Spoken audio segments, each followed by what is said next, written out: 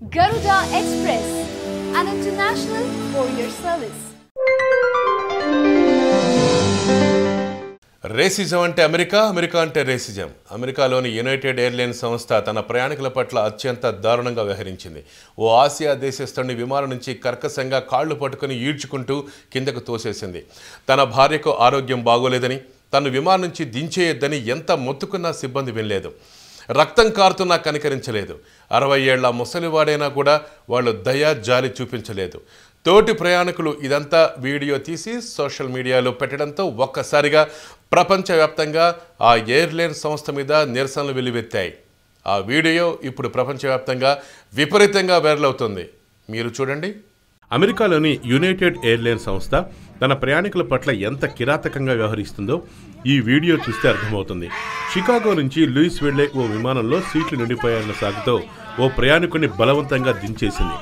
అధికంగా టికెట్లు బుక్ అయిన యునైటెడ్ ఎయిర్లైన్స్ విమానంలో సీట్లు ఖాళీగా లేవనే కారణంతో 69 ఏళ్ల డేవిడ్ డావో అనే ప్రయాణికుడిపై విమాన సిబ్బంది దౌర్జన్యపూర్తిగా వ్యవహరించారు. నన్ను చంపండి, అంతేగాని నేను ఇంటికి వెళ్ళాలి అని ఆసియాకు చెందిన డాక్టర్ అయిన ఆయన ఎంత వేడుకున్నా సరే కనికరించలేదు సిబ్బంది. ఆయన అత్యంత కిరాతకంగా విమానం నుంచి ఈడ్చిపరేశారు. ఈ క్రమంలో ఆయన నోటి నుంచి రక్తం ధారాళంగా కారుతున్నా పట్టించుకోలేదు. ఈ అమానుషాన్ని తోటి ప్రయాణికులు వీడియో తీసి సోషల్ మీడియాలో పెట్టారు. ప్రయాణికుడిని దారుణంగా విమానం నుంచి ఈడ్చిపారేసిన ఘటనపై తీవ్ర విమర్శలు ఎదుర్కొంటున్న యునైటెడ్ ఎయిర్లైన్స్ సంస్థ ఎట్టకేలకు దిగొచ్చింది. జరిగిన ఘటన చాలా బాధాకరమంటూ బేషరతుగా క్షమాపణలు చెప్పింది. షికాగో అంతర్జాతీయ విమానాశ్రయంలో చోటు చేసుకున్న ఈ ఘటనపై ప్రపంచవ్యాప్తంగా తీవ్రమైన విమర్శలు వ్యక్తమయ్యాయి.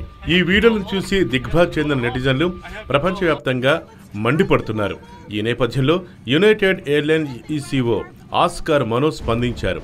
మా విమానంలో జరిగిన ఘటన నన్ను చాలా బాధ పెట్టింది, కలతపెట్టింది.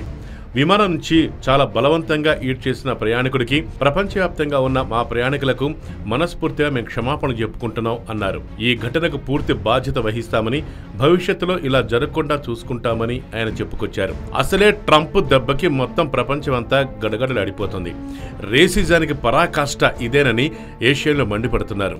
కేవలం అతను తెల్లవాడు కాకపోవటం వల్లే, ఆసియా దేశానికి చెందినవాడవటం వల్ల ఇలా అమెరికన్లు చాలా కిరాతకంగా వ్యవహరించారని నెటిజన్లు తీవ్ర స్థాయిలో విరుచుకుపడుతున్నారు.